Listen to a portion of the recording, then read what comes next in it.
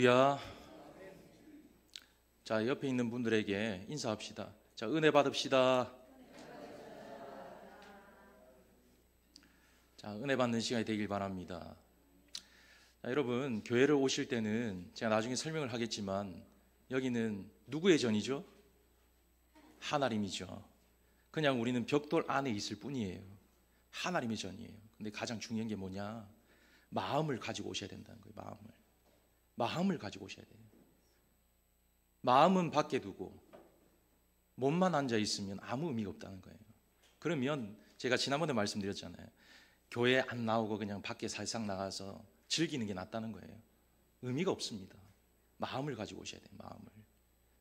그래서 오늘 이 마음을 가지고 말씀을 듣기를 주의 이름으로 축원합니다. 자, 이 교세라, 일본의 교세라 창업자인 이나모리 가즈오라는 사람이 있는데 이 사람이 참 대단한 사람이에요. 이 회장이 왜 일하는가라는 책을 썼습니다. 자, 이 책에 보면 이 자신이 지금까지 경영해온 여러 가지의 노하우들, 경영을 하면서 겪었던 일들, 또 경영을 하면서 경험했던 것들, 지금까지 이 성과를 이루었던 것들, 그런 것들을 기록해 놓았습니다. 자, 근데 이 회사가 얼마나 대단하냐면 직원이 7만 명이에요. 7만 명. 그리고 1년 매출이 16조 원입니다. 대기업이에요. 대단한 회사입니다. 자, 근데 이런 회장이 어떤 말을 하냐? 거기에 보면 두 가지 사람을 소개합니다. 첫 번째는 면도날 같은 사람. 자, 이 면도날 같은 사람이 뭐냐? 참 똑똑하다는 거예요. 일도 참 잘한다는 거예요. 재능도 있고 눈치도 빠르고 아주 인재 중에 인재라는 겁니다. 무엇을 해야 될지, 어떻게 해야 될지 빨리 판단이 서는 사람이라는 거예요. 결정도 아주 적절하게 잘한다는 거예요. 이런 사람이 면도날 같은 사람이다. 자, 그리고 또 다른 사람은 성실한 사람이다. 그렇게 얘기하는 거예요. 이 성실한 사람이 뭐냐? 면도날과 같은 사람은 아니라는 거예요. 좀 무디고 직원을 뽑아놓았더니 뭐 이런 사람이 다 있나 이럴 정도로 참 형편없는 사람, 재능도 없고 실수도 많고 어떤 일에 있어서 눈치도 없고. 여러분, 눈치 없는 것은 죄일까요? 죄가 아닐까요? 눈치 없는 거는 죄입니다. 죄. 눈치 없는 건 눈치가 있어야 돼요, 사람이. 그래서 눈치 없는 회사의 직원을 보면 답답하잖아요. 남들에게도 피해를 줄 때가 많아요. 남들에게 피해를 준다는 것은 죄가 될 수 있어요. 자, 그런데 이렇게 무딘 사람이 있는데 이 경영인으로 보면 어떤 사람이 나을 것 같아요?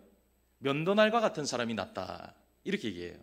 경영인으로서는 회사에 필요한 사람은 똑똑한 사람, 눈치 빠른 사람, 다재다능한 사람, 재능 있는 사람, 이런 사람을 선호한다는 거예요. 자, 그런데 이 기업을 운영하다 보니까 마지막에 와서 사람들을 평가할 때 보니 결국에는 후자인 성실한 사람이 회사에 남아있더라. 그런 걸 얘기하는 것을 듣게 되었습니다. 이 면도날과 같은 사람은 너무 똑똑하다 보니까, 너무 재빠르다 보니까 회사가 어렵고 힘들면 내 길이 아니구나 판단하고 떠난다는 거예요. 더 좋은 직장을 찾아간다는 거예요. 하지만 성실한 사람은 언제 어디서나 꿋꿋하게 그 자리를 지키고 있더라. 그래서 수십 년 경영을 했지만은 내게 필요한 사람은 성실한 사람이었다. 그것을 말하는 것을 제가 읽게 되었습니다. 자, 저는 이 얘기를 통해서 그러면 우리가 믿는 그리스도인이잖아요. 그러면 하나님은 어떤 사람을 원하실까? 하나님은 경영인은 뒤늦게 깨달아 보니 후자가 낫더라. 그렇게 얘기하는데 하나님은 그러면 어떤 사람을 원하고 바라실까? 생각해 보게 되었습니다. 제가 이번 주에 여러분들 기도의 제목을 적어놓은 카드를 보면서 기도를 하는데 한 집사님이 이런 기도의 제목을 적어 놓으셨더라고요. 신앙의 발전이 1이라도 있게 기도를 합니다. 신앙의 발전이 1이라도.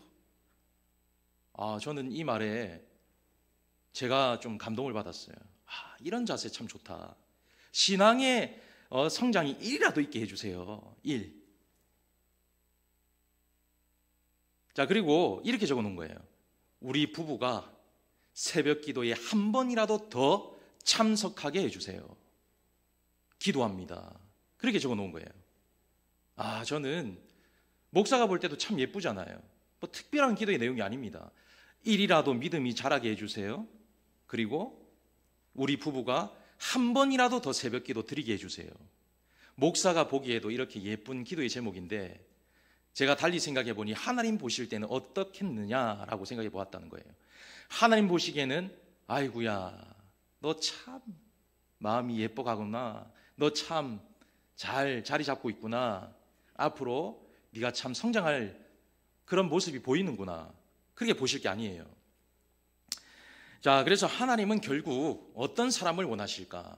이 기도의 제목처럼 재능이 많다, 능력이 많다, 교회 일을 많이 한다, 그런 사람보다는 성실한 사람.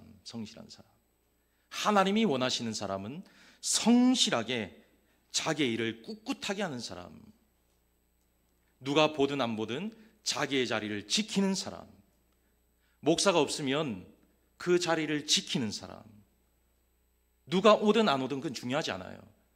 그 자리를 꿋꿋하게 지키는 사람, 하나님은 그런 사람의 모습을 기억하시고 기뻐하신다는 거예요. 자, 그래서 오늘 저는 이 말씀을 통해서 히스기야를 생각할 때 하나님이 참 예쁘셨겠구나, 그런 생각을 해보았습니다.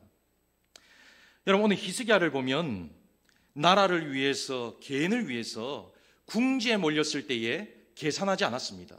판단하지 않았어요. 궁지에 몰려 있었기 때문에 선택의 여지가 없었다라고 생각할 수 있지만은, 여러분 대충 사람들을 보면 궁지에 몰리게 되면 계속 계산하게 됩니다. 이게 나을까? 저게 나을까? 내가 어떻게 해야 될까? 계산한다는 거예요. 근데 오늘 히스기야는 보면 계산하지 않았다는 거예요. 면도날과 같은 사람이 아니었다는 거예요. 그냥 묵묵하게 하나님 앞에 나와서 엎드리고 기도했던 사람이 바로 히스기야다. 그래서 하나님 보실 때에 얼마나 예뻤겠어요. 그래, 내가 너의 눈물을 보았다. 내가 너의 기도를 들어줄게. 걱정하지 마. 그런 기도의 역사를 경험하는 왕이 되었다라고 볼 수가 있는 겁니다. 자, 그래서 사람은 좀 단순해야 된다는 거예요. 너무 이래저래 계산을 하고 이래저래 판단을 하게 되면 내 신앙도 무너지지만 옆에 있는 내 가족도 무너지고 내가 함께하는 성도들의 모습 가운데서도 인정을 받을 수 없다는 거예요. 자, 그래서 우리는 단순할 필요가 있습니다. 그냥 단순하게 생각하는 거예요. 그냥 내 자리를 내가 지키는 거예요. 그러면 하나님께서 그 모습을 기억하시고 너 참 예쁘구나, 너 참 대견하구나, 기도의 역사로 응답해 주신다. 그것이 오늘 본문의 말씀이라는 겁니다. 자, 그래서 오늘 이 말씀을 통해서 우리는 이 히스기야의 삶을 다시 한번 생각해보고 이 궁지에 몰렸던 이 히스기야를 통하여서 어떻게 기도가 응답되고 또 어떻게 이루어지고 어떻게 역사했는지를 함께 살펴보고자 합니다. 자, 먼저는 히스기야는 궁지에 몰렸을 때의 기도, 이 국가를 위해서 기도했어요. 자, 그럼 국가를 위해서 어떻게 기도를 했느냐 한번 살펴보겠습니다. 자, 제가 이번 주에 그 기도원을 갔잖아요. 기도원에 갔더니 그 강사 목사님이 이 자주 말씀하시는 것 중에 하나가 하나님께서 지금 많이 참으셨습니다. 그 얘기를 하시는 거예요. 하나님께서 지금 많이 참으셨다는 거예요. 그래서 지금 우리는 기도할 때입니다. 그렇게 말씀하시는 거예요. 자, 어제 우리 대구 동성로에서 뭐 했죠? 모여서 기도했어요. 서울에서 기도했습니다. 부산에서 기도했어요. 대전과 전주에서 기도했어요. 자, 지금은 하나님께서 많이 참으신 이때에 이런 위기가 온다라고 볼 수가 있는 거예요. 그냥 오는 위기가 아닙니다. 그래서 지금 기독교인들이 들고 일어났잖아요. 지금 들고 일어나고 있습니다. 자, 이럴 때에 우리가 무엇을 해야 되느냐? 바로 기도의 자리를 지키며 살아갈 수가 있어야 된다. 그것을 말할 수가 있습니다. 여러분, 우리가 부정할 수 없는 것 중에 하나가 있다면 이 나라가 지금 이렇게 잘 살고 잘 먹고 잘 입고 그렇게 된 이유를 분명히 알아야 된다는 거예요. 우리가 예수를 만나기 이전에는 분명히 못 살았어요. 부인할 수 없는 일이에요. 예수가 들어오기 전에는 이 나라는 가난에 찌들고 병에 찌들고 술에 취하여 살아가는 것이 인생들이었습니다. 자, 그런데 복음이 들어오고 술을 끊게 되었어요. 복음이 들어오고 열심히 일하게 되었어요. 복음이 들어오고 기도하게 되었다는 거예요. 그래서 이 나라가 이렇게 생활하게 되었다. 부인할 수 없는 일이라는 거예요. 여러분, 우리는 한 번의 식민 경험이 있습니다. 그렇죠? 식민 경험이 있어요. 얼마나 처절한 고통이 있었어요. 자, 그런데 여러분 잘 아셔야 되는 게 식민 경험보다 더 처절했던 경우가 있다면 바로 6.25 전쟁이었어요. 여러분, 그것이 여러분 잘 아셔야 된다는 거예요. 일본인들이 너무너무 악하고 사악했죠. 정말 악했죠. 하지만 더 악한 집단이 있다면 공산주의자들입니다. 왜? 한 민족을 죽였어요. 강간했어요. 파묻었어요. 예수 믿으면 다 총살시켰습니다. 일본인들은 그렇게까지 하지 않았다는 거예요. 우리는 그 사실을 분명히 알아야 됩니다. 자, 그러한 가운데에 지금 이런 빈약한 상황 가운데 하나님께서 어리석은 지도자들, 빈약한 군사력, 온갖 수모와 고통을 겪게 되었고 잘못된 이념과 사고 때문에 나라가 무너진 적이 있었습니다. 분명히 우리는 그런 적이 있었어요. 자, 그런데 그런 가운데 예수를 접한 이후에 하나님께서 복을 주시는데 지금 현재 군사력이 5위가 되었습니다. 세계 5위. 그리고 경제 대국 10대 강국이 되었어요. 우리나라 여건이 얼마나 대단한 파워가 있냐면 지금 세계 3위에 그 영향력을 끼친다더라고요. 자, 우리나라 여건만 들이내면 어디든 갈 수 있는 나라가 되었어요. 자, 근데 옛날에는 어디든 갈 수 없었어요. 한국이란 나라가 세상에 알려지지 않았습니다. 그런데 지금 한국이란 나라가 세상에 알려졌어요. 대단한 축복입니다. 자, 그런 가운데 우리나라가 지금 이렇게 성장하게 되었고 지금 이렇게 국격을 갖춘 나라가 되었다라고 볼 수가 있는 겁니다. 자, 그러면 이 모든 것이 그냥 되었느냐? 그냥 되지 않았다는 거예요. 무엇이 있었느냐? 그 속에 함께 기도하는 사람들이 있었다는 거예요.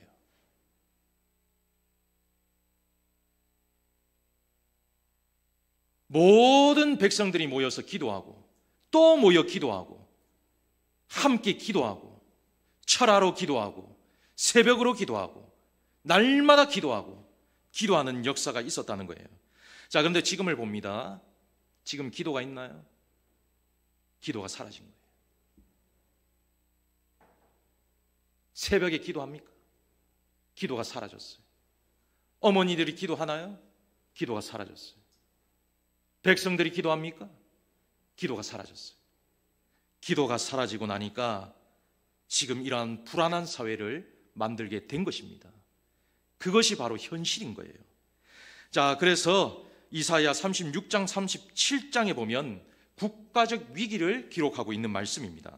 자, 그래서 오늘 본문의 3절 말씀을 보면 3절 말씀을 한번 보면 그들이 이사야에게 이르되 히스기야의 말씀에 오늘은 환난과 책벌과 능욕의 날이라 아이를 낳으려 하나 해산할 힘이 없음 같도다.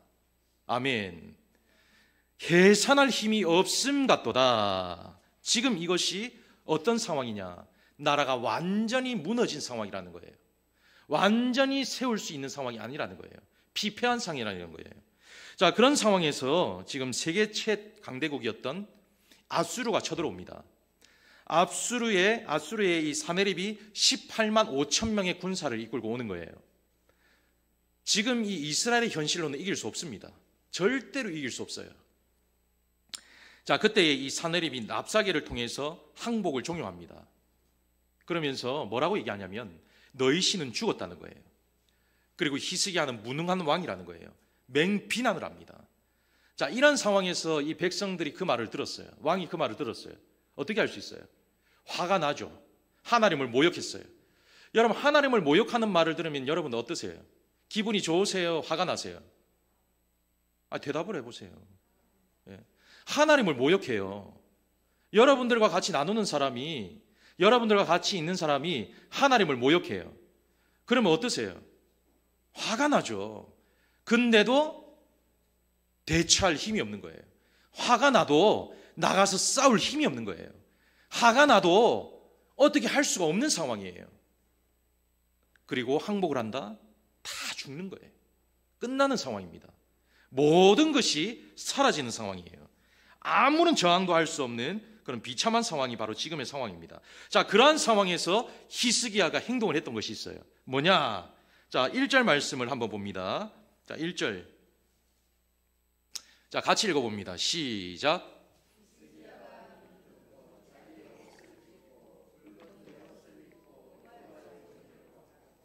자, 여기 보니까 가장 먼저 위기의 상황에서 어떻게 했다고요? 옷을 찢었다는 거죠. 굵은 베옷을 입고 어디로 갔다고요? 전으로 갔다는 거예요. 전으로. 자, 그럼 뭘 했냐? 전으로 가서 뭘 했냐? 14절 말씀을 봅니다. 14절. 자, 전으로 갔습니다, 이제. 자, 14절 말씀에 한번 읽어보겠습니다. 시작. 히스기야가 그 사자들의 손에서 그를 받아보고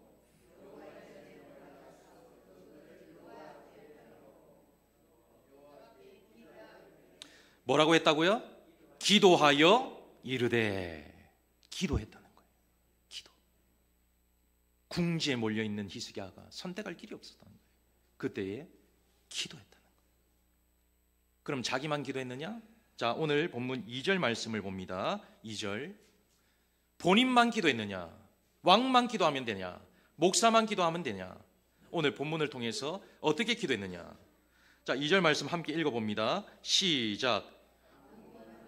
엘리야김과 서기관 셈나와 제사장 중 어른들도 굵은 베를 입으니라. 왕이 그들을 아모스의 아들 선지자 이사야에게로 보내매. 할렐루야. 자, 자신뿐만 아니라 누구와 기도했다고요? 신하들과 함께 기도했더라. 자, 21절 말씀에도 이스라엘의 하나님 여호와께서 말씀하시되 내가 아수르 왕 사네립의 일로 내게 기도하였도다. 자, 가장 먼저 우리가 여기서 살펴볼 것이 바로 전이라는 거예요. 전. 여러분, 이 전이라는 게 대단히 중요합니다. 자, 오늘 다 설명을 드릴게요. 왜 전이 중요하냐? 왜 제가 교회의 중심을 말하느냐? 여러분, 이 전은 누가 거하시는 곳입니까? 하나님이 거하시는 곳이에요. 하나님은 전에 거하세요. 전. 그래서 이스라엘 백성들은 구약에서 성막을 지어놓고 법궤를 갖다 놓고 거기에 제사장이 들어가서 제사를 지내고 기도했잖아요. 그만큼 이 외벽은 그냥 건물일 뿐인 거예요. 아무것도 아닙니다. 만들어 놓은 이 공간 안에 이 공간이 중요한 거예요. 이 공간 안에 지금 누가 계시다고요? 하나님이 계신 거예요. 그래서 예배 태도가 중요한 거예요. 태도. 하나님이 거하시는 공간에 있기 때문에 태도가 중요한 겁니다. 태도. 마음이 중요한 거예요. 그러면 왜 전에서 기도를 해야 되느냐? 여러분 잘 들으셔야 돼요. 왜 전에서 기도를 해야 되느냐? 하나님이 거하시는 곳이 교회라고 했어요. 전이라고 했습니다. 그럼 하나님이 여기 계신 거예요. 그럼 이렇게 얘기할 수 있어요. 아니, 목사님, 하나님은 어디든 계신다고 했는데 내가 길에서 기도할 수도 있고 집에서 기도할 수도 있고 화장실에 기도할 수도 있고 일하면서 기도할 수도 있는 거 아닙니까? 물론 맞죠. 하지만 궁지에 몰렸을 때는, 위급하고 다급한 일이 있을 때는 하나님의 전에 엎드리는 것을 하나님이 원하신다는 거예요. 오늘 히스기야처럼. 그래서 하나님의 전이라는 것은 하나님이 거하시는 곳이에요. 그래서 내가 교회에서 기도를 한다? 내가 하나님과 직접 만나서 단판을 짓겠다는 거예요. 하나님이 거하시는 곳에 와서, 하나님이 계신 교회에 와서 내가 하나님께 직접 내가 입으로 고백해서 내가 하나님의 음성을 듣고 그 음성대로 내가 행동하겠다는 거예요. 그래서 여호와의 전에서 기도를 하는 것이 중요한 겁니다. 그래서 교회 와서 기도하셔야 된다는 거예요. 교회 와서. 옛날에는 10리도 걸어오셨잖아요. 20리도 걸어오셨잖아요. 근데 요즘에는 참 걸어오는 게 너무 힘들어졌어요. 차를 타고 오는 것도 너무 힘들어졌습니다. 우리는 그 정신을 살려야 된다는 거예요. 하나님을 만나러 와서 내가 기도하겠다, 직접 고백을 하겠다, 그럴 때의 역사가 나타난다라고 볼 수가 있는 거예요. 그때 오늘 본문 말씀에 33절부터 36절 말씀을 보겠습니다. 자, 33절부터 36절 말씀.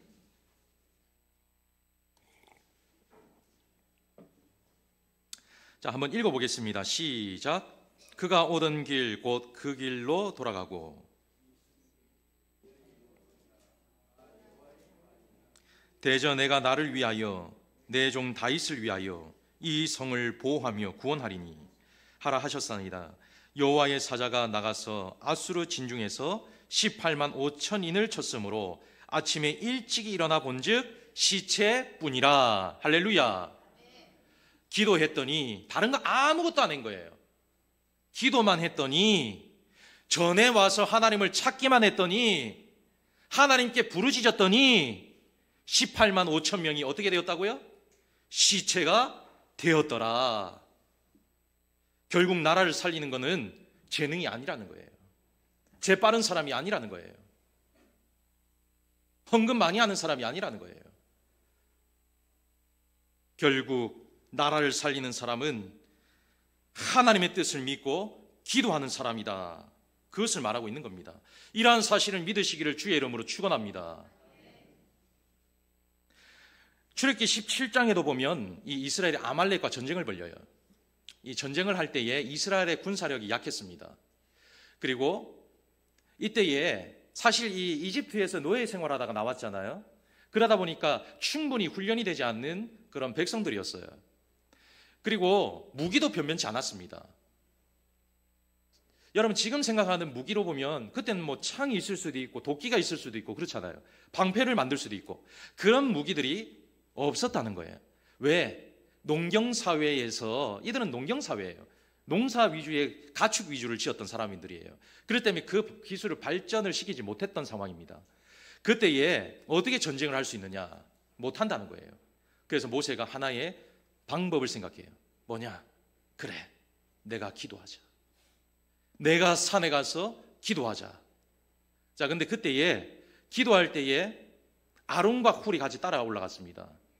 자, 손을 들고 기도합니다. 제가 새벽에도 말씀을 드렸지만 손을 들고 기도한다는 것은 항복을 의미해요. 항복. 그래서 여러분들 정말 기도에 응답을 받으셔야 되는 거 있잖아요. 손을 높이 들고 하나님 저는 아무것도 아닙니다. 항복의 의미로 기도하셔야 된다는 거예요. 자, 그렇게 기도를 하는 거예요. 근데 여러분 손 들고 기도해 보셨어요? 10분이 지나면 어때요? 팔이 아픕니까? 안 아픕니까? 안 들어보셨어요? 손? 아프잖아요. 아프잖아요. 20분 들어보셨어요? 20분? 손이 내려오잖아요. 30분 들어보셨어요? 못 들고 있습니다. 30분. 그래서 아론과 훌이 옆에 도와주기 위해서 붙은 거예요. 그때에 그들이 버티고 있는 그 힘을 통하여서 마지막까지 기도를 할 수가 있었던 거예요. 그때에 하나님께서 역사하시는데 여호와 니시, 승리의 하나님께서 너에게 싸워주리라. 승리의 기쁨을 안겨주리라. 그런 승리의 기쁨이 주어지게 되었다는 거예요. 여러분, 오늘 저와 여러분들은 아론과 훌의 관계가 잘 되어야 합니다. 목사의 힘을 빼면 안 돼요. 목사의 힘을 빼면 안 됩니다. 목사의 힘을 빼게 되면 손이 점점 내려가는 거예요. 그러면 의욕이 생기지 않습니다. 여러분들의 기도 한 번 더 할 거를 한 번 더 안 하게 되는 거예요. 목사의 힘을 빼면 안 된다는 거예요. 여러분들이 아론과 훌이 되어서 제 오른손과 제 왼팔을 딱 들어주셔야 된다는 거예요. 목사의 힘이 빠지는 순간 교회는 후퇴하게 되어 있습니다. 진실입니다. 자, 그런데 어쨌든 모세의 그 기도를 통하여서 역사를 경험하게 되었다는 거예요. 그 기도가 있었기 때문에 놀라운 기적이 나타나게 되었다. 자, 1975년 중국 선교의 문이 닫혔을 때에 러브 차이나라는 그런 대회를 필리핀 마닐라에서 하게 되었어요. 자, 그때의 이 기도의 제목이 뭐냐? 중국에 있는 사람들에게 100만 권의 성경책을 나눠주자, 전달해주자, 전달하자. 이것이 기도 제목이었습니다. 그래서 전 세계에 있는 기독교인들에게 부탁을 했어요. 기도해 주세요. 기도해 주세요. 다 같이 기도한 거예요. 자, 그때에 1976년에 1월 달이 되었어요. 중국 공산당 초대 총리였던 주은내가 죽습니다. 그리고 7월 달에 대지진이 일어나요. 중국에 큰 지진이 일어납니다. 자, 그리고 9월 달에 모태통이 죽습니다. 공산주의들이 다 죽는 거예요. 자, 그 이후에 등소평이 정권을 잡게 되었어요. 등소평이 정권을 잡고 난 이후에 경제가 개발이 되고 문화의 문이 열리게 된 거예요. 그때의 복음이 확 들어갑니다. 그래서 선교사님도 그때 들어가시고 복음이 온 땅에 퍼지게 되었던 거예요. 이것이 무엇을 뜻하느냐? 기도할 때 역사가 나타났다는 거예요. 기도할 때 한 나라를 살려주셨다는 거예요. 기도할 때 중국에 복음이 드러나가게 되었다는 거예요. 근데 지금 중국이 어떻죠? 문이 닫혔죠? 후퇴하고 있죠? 우리나라와 똑같습니다. 저는 오늘 우리나라가 이를 위하여서 기도해야 된다, 분명하게 여러분들에게 설명을 드립니다. 여러분들은 이 나라를 위해서 기도할 책임이 있습니다. 오늘 히스기야처럼 백성들처럼 또한 이 위정자들처럼 하나님 앞에 엎드려 기도할 때 이 나라를 살려주신다, 그것을 기억하고 기도하는 삶을 살아갈 수가 있어야 된다는 거예요. 여러분, 오늘날 한국 사회가 어떻습니까? 자유민주주의가 무너졌어요. 여러분, 지금 이 나라가 심각합니다. 나만 잘 먹고 잘 살면 되지, 절대 그런 생각 하시면 안 된다는 거예요. 지금 이 나라가 공산주의 국가로 가는 초입 단계에 들어왔다, 그렇게 봅니다. 공산주의는 우리 기독교와 정반대의 사고를 가진 집단이에요. 절대 타협이 되지 않는다는 거예요. 할 수가 없다는 거예요. 그런 사고가 우리나라에 지금 들어왔다는 거예요. 여러분, 젊은 사람들이 어떻습니까? 게을러졌어요. 일할 시간을 줄여버렸습니다. 정신력이 약해졌어요.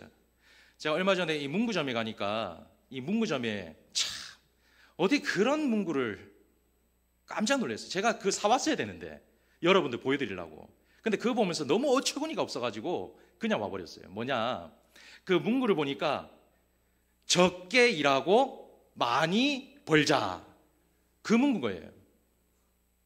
장로님 일해 보셨잖아요. 우리 석 장로님. 예. 적게 일하고 많이 벌 수 있습니까? 예? 우리 집사님들 지금 일하시잖아요. 적게 일하고 많이 벌 수 있어요? 우리 정선희 집사님, 적게 일하고 많이 벌 수 있어요?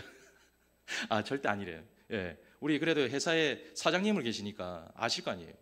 적게 일하고 많이 가져가자, 있을 수 없는 일이에요. 근데 사고를 그렇게 만들어 버렸다는 거예요. 좌파 정권이 들어온 이후에 경제가 무너졌습니다. 퍼주는 정책을 썼어요. 게으른 국가를 만들었습니다. 실업급여, 그거 없애야 된다고 생각합니다. 실업급여 없애야 돼요. 실업급여 때문에 6개월 일하고 쉬는 거예요. 놀아버리는 거예요. 그리고 실업급여 떨어지면은 다시 일 대충 하다가 또 퇴사하고 실업급여 받는 거예요.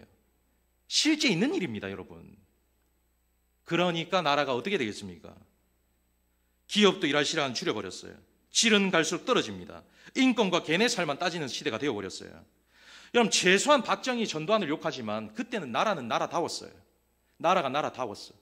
근데 지금은 나라가 나라답지 못하다는 거예요. 한 사람을 살리기 위해서 나라를 무너뜨리고 있다는 거예요.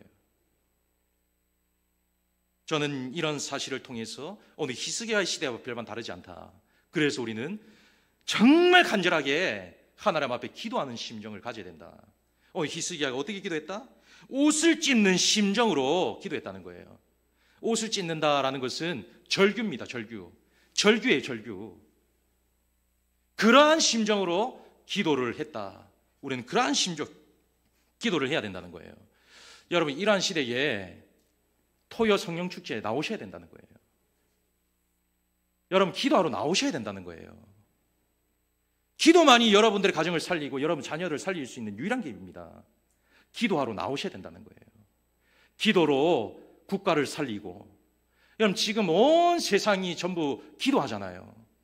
우리 교회만 기도 안 해서야 되겠습니까? 우리만 내가 살고 죽으면 되겠습니까? 기도하셔야 된다는 거예요. 기도하셔야 돼요.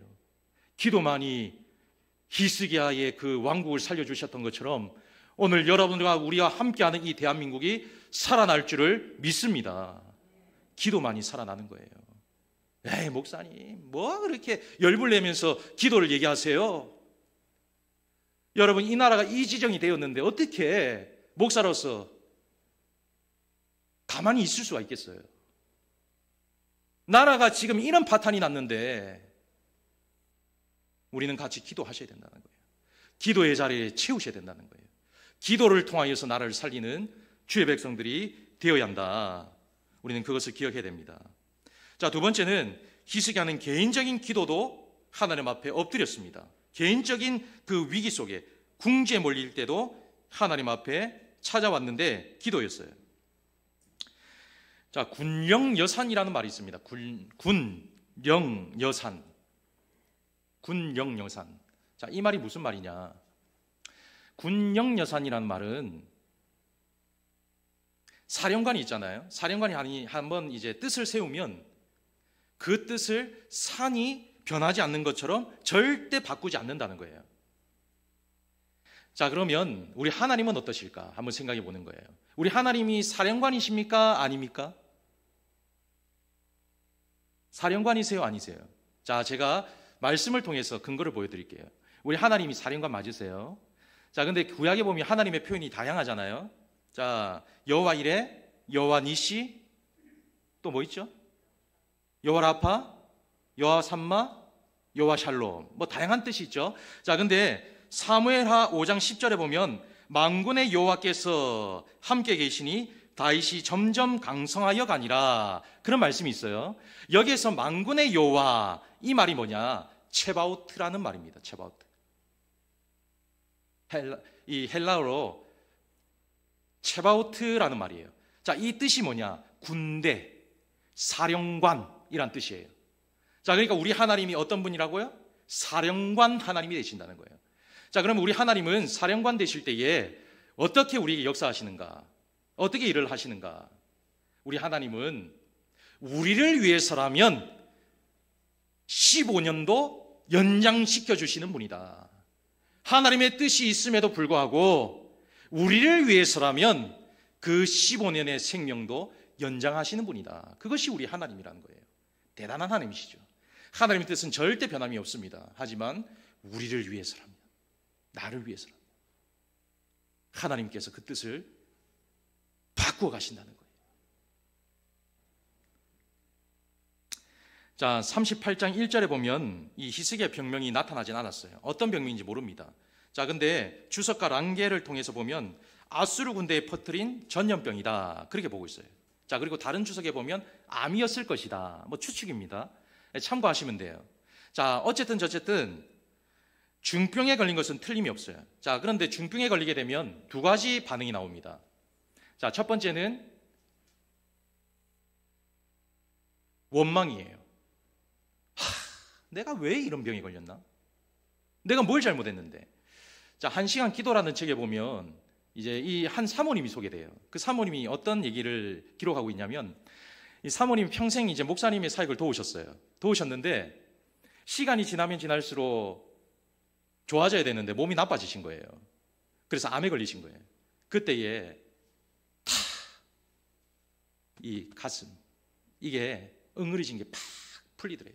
그러면서 원망이 터져 나온 거예요. 하나님, 내가 뭘 잘못했는데? 나는 평생 예수 만나서, 목회하는 남편 만나서 지금까지 열심히 사역했는데 내가 무슨 죄를 지었습니까?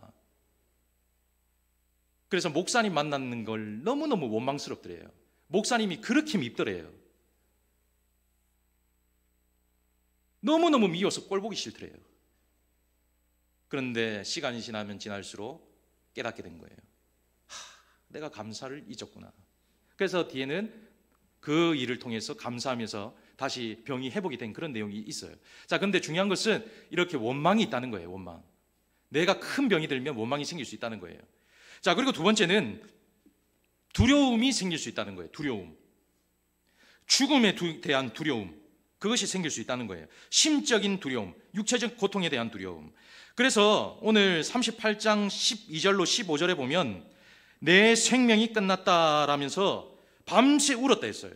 내 생명을 거두실 것이야. 그러면서 내가 여기 봐도 저기 봐도 너무너무 불안하고 두려워서 하늘을 쳐다보았더니 하나님, 나 너무너무 괴롭습니다. 그렇게 고백하고 있다는 거예요.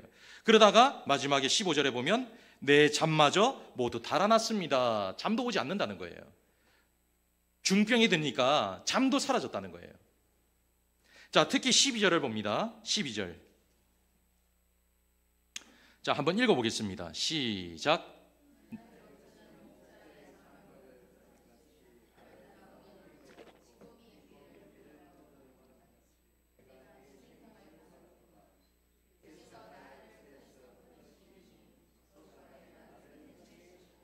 자, 요약을 해드릴게요. 시간 관계상. 자, 지금 히스기야는 심적인 두려움이 있다는 겁니다. 자, 그 두려움이 뭐냐? 하나님 앞에 버림받을까 하는 두려움이에요. 내가 지금 당장 죽으면 하나님 앞에 가야 되는데 큰일 나겠네? 어떡하지? 라는 마음이 딱 생긴 거예요. 여러분, 만약에 갑자기 천국 간다고 생각해 보세요. 오늘 딱 문을 나갔는데 갑자기 돌아가신다고 생각해 보세요. 그러면 어떻게 될까요? 두렵지 않겠어요? 갑자기 내가 하나님 앞에 가요. 그러면 하나님 앞에 가서 내가 회개도 다 못하고 왔어. 내가 선한 일도 다 못하고 왔어요. 사역도 다 못하고 왔어. 할 말이 뭐가 있어요? 두려운 거예요. 심판 앞에 설 준비가 안 됐다는 거예요. 자, 그럴 때에 히스기야가 오늘 이렇게 얘기를 하는 거예요. 1절부터 3절 말씀을 쭉 보면 특히 2절에 히스기야의 얼굴을 벽을 향하여 여호와께 기도하였다는 거예요. 근데 5절 말씀에 보면 그 기도를 들으셨고 라고 말씀하고 있어요. 들으셨고. 기도하였더니 그 말씀을 어떻게 했다고요? 들으셨더라. 자, 근데 어떻게 들으셨는가? 자, 3절을 봅니다. 3절. 자, 한번 읽어보겠습니다. 3절 시작.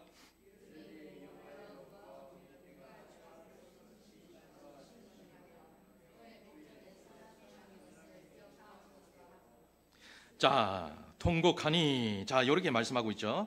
자, 여기 3절에 보니까 진실과 전심으로 통곡하니 들었더라. 그렇게 말씀하고 있어요.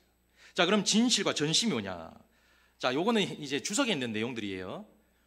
눈물을 뿌린다, 체면을 차리지 않는다, 그리고 무조건 매달린다, 이런 뜻을 가지고 있습니다. 자, 근데 제가 이 말씀을 깊이 보다 보니까 하나 깨달은 게 있어요. 히스기야는 한계를 뛰어넘는 기도를 한 거예요. 한계를 뛰어넘어 버린 거예요. 내가 지금 이 자리에 하나님께서 역사하지 않으면 나는 절대 이 자리를 떠나지 않겠습니다. 죽더라도 나는 이 자리에 죽겠습니다. 사실 기도하다 보면 오늘 충분히 이렇게 기도했잖아요. 그러면 내일 또 시간이 있잖아요. 오늘 내가 1시간 됐어, 2시간 했어. 그러고는 내일로 기도 시간을 미루는 거예요. 또 내일 기도하면 되니까. 근데 히스기야는 그런 지금 상황이 아니라는 거예요. 엎드려서 하나님 앞에 내가 책임지고 역사가 나타나기를 간절히 원하는 그 일이 이루어질 때까지 하나님께 매달리겠습니다.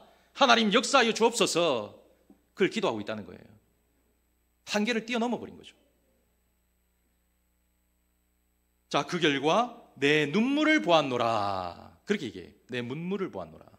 여러분, 이 눈물이 참 중요한 거예요. 눈물. 자, 이 말이 무슨 말이냐? 네가 그렇게까지 기도하는데, 네가 그렇게까지 나에게 원하는 걸 찾는데 내가 내게 들어주지 않고는 견딜 수가 없구나. 그걸 말하고 있는 거예요. 네가 나를 찾는데 내가 네 기도를 응답하지 않고서는 견딜 수 없게 만드는구나. 이것이 히스기야의 기도였다는 거예요. 우리는 하나님 앞에 기도할 때에 견딜 수 없도록, 주님이 견딜 수 없도록 기도를 드릴 수 있는 삶이 되어야 된다는 거예요. 그러면 건강 문제뿐만 아니라 여러분들의 가정의 모든 문제들이 하나님의 역사 가운데 응답의 역사로 나타날 줄을 믿습니다. 그게 역사인 거예요. 그게.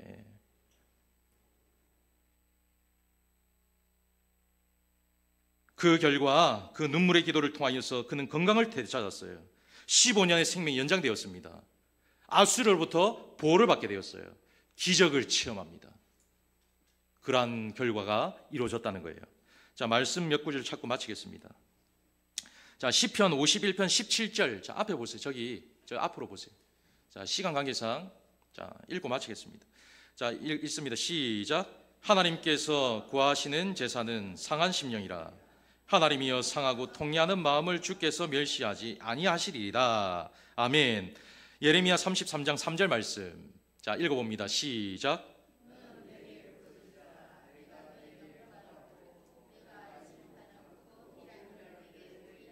아멘. 부르짖으라. 기도하라는 거예요. 자, 결론을 맺습니다. 제가 이 경영인 중에 제가 우리 집사님도 회사 경영을 하시지만 예전에 저도 경영책을 참 많이 읽은 적이 있어요. 근데 그 중에 마스시타 고노스케라는 분이 계세요. 일본 경영인데 이분의 그 경영 철학 중에 가장 마음에 와닿는 게 있어요. 댐 경영이 있어요. 댐 경영. 이게 뭐냐? 여러분, 댐을 건설하는 이유가 뭐예요? 물을 비축해서 필요할 때 쓰려고 댐을 건축하잖아요. 자, 그런데 이것을 이제 경영에 적용을 하는 거예요. 경영에 적용을 하면, 경영을 하다 보면 지금은 괜찮아도 우리 김세인 장로님도 지금 경영을 하시는데 경영을 하다 보면 지금은 괜찮지만 시간이 지나면 그 경영이 어려워질 상황이 있다는 거예요. 그를 위해서 대비해야 된다는 거예요. 나빠지는 경영 상황을 대비해서 미리 구축을 해놔야 된다는 거예요. 자, 저는 이 얘기를 신앙에 적용을 해봤어요. 자, 그러면 우리는 어떤 나쁜 일이 생기기 위해서 앞으로 좋은 일만 생기기는 보장이 없잖아요. 나쁜 일이 생길 수 있잖아요. 그러면 그것을 위해서 우리는 어떻게 대처해야 되는가? 어떻게 대비해야 되는가?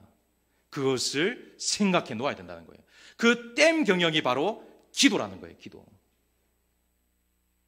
기도. 나라가 이렇게 위기에 있는데, 가정이 위기에 있는데 기도하지 않는다? 하나님을 찾지 않는다? 내가 진짜 그리스도인인가 생각해 보아야 됩니다. 여러분, 단정 지으려고 하는 게 아니에요. 여러분, 야단치려고 하는 게 아닙니다. 너무너무 이 시기가 위급하고 다급하기 때문에 그런 거예요. 그래서 우리는 기도로 대비해서 오직 하나님의 뜻을 강구하는 삶을 살아야 됩니다.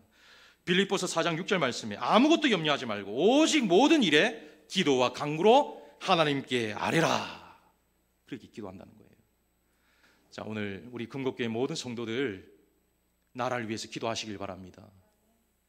여러분들의 가정을 위해서, 건강을 위해서 기도하시길 간절히 축복합니다. 기도하시길 바랍니다. 기도하셔야 돼요. 지금은 기도할 때입니다. 누가 보든 안 보든, 목사가 있든 없든 기도의 자리를 지키셔야 된다는 거예요. 목사는 산에 올라가서 기도하는데 함께 기도해서 아름다운 나라, 건강한 가정, 건강한 여러분들의 후손을 세워갈 수 있는 금곡교회 식구들 모두가 되기를 주의 이름으로 축원합니다.